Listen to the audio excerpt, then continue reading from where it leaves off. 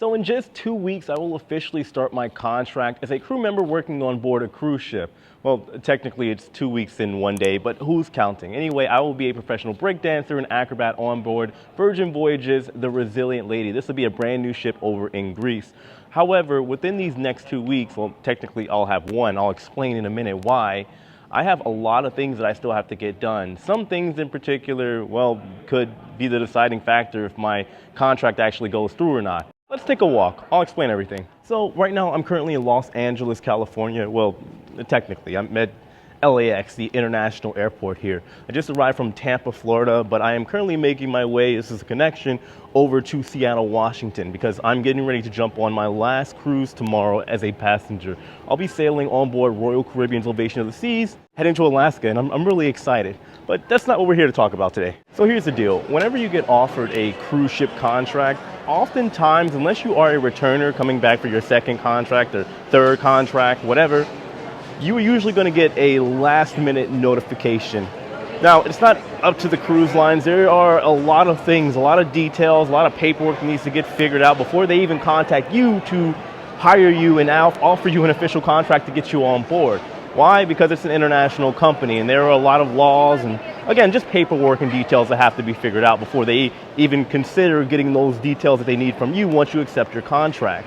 Now, one thing in particular, aside from having to figure out what you're going to do with your clothes, your apartment, your dog Fluffy, you have to get something called a medical examination. Prior to working on board a cruise ship, even if it's your first or second contract, you do have to get a medical exam regardless for every single contract.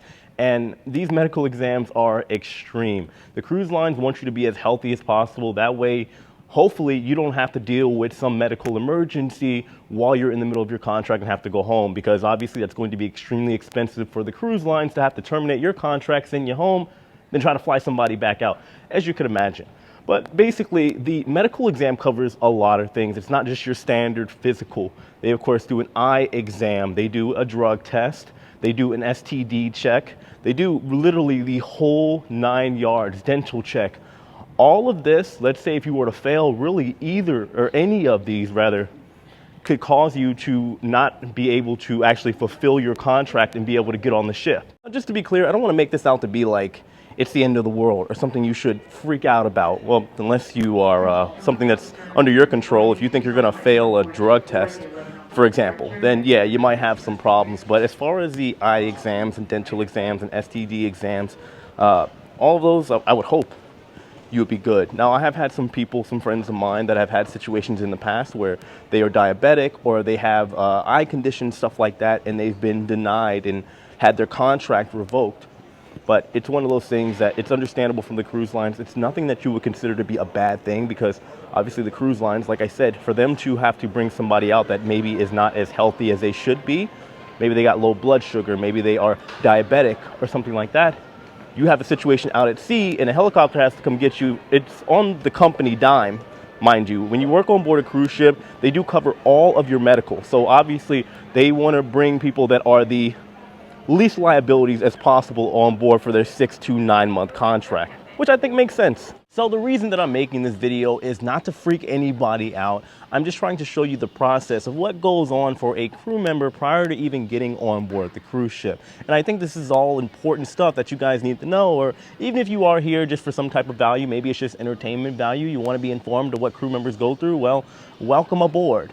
Now, just when it comes to me personally, I do have a quick turnaround. So as of right now, it is the 12th of May. I have a 1-week cruise over to Alaska, and keep in mind, the cruise was planned before I got the contract offer, so this is why we have this situation that we're dealing with. Basically, my cruise ends on the 20th, and then I get home on the 21st early in the morning, and then my contract starts on the 27th.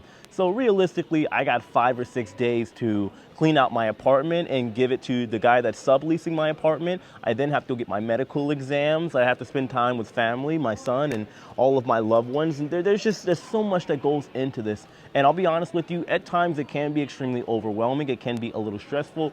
However, I just try to keep in mind that there are better things coming, like the fact that I'm going to work on a cruise ship and I'm going to have the time of my life and have memories and experiences that I can take forever. Anyway, I just wanted to give all of you a quick update, let you know what's going on in my life and just how things are going so far. I'm going on a cruise with my mom. Like I said, guys, if you want to check out that series of videos, me going over to Alaska, I'm going to be doing things like whale watching. I'm going on this dog sled, and then I think we're going to check out some future sled dogs, some husky puppies. So if you want to check any of that out, make sure you go check out my main channel, The Shiplife. I'll leave it right up here, and I will leave it in the description box below. On your way out, guys, if you enjoyed this video, please hit that like button, subscribe. This channel's brand new, so I'm trying to get things moving and operating, and I hope you guys are enjoying the content that I'm putting out here so far. A little bit of a slow start, but I promise we're going to pick up soon, either between the next week or so, or when we actually get on the ship to start the contract. Anyway, thanks for watching, guys. I appreciate you. Take it easy.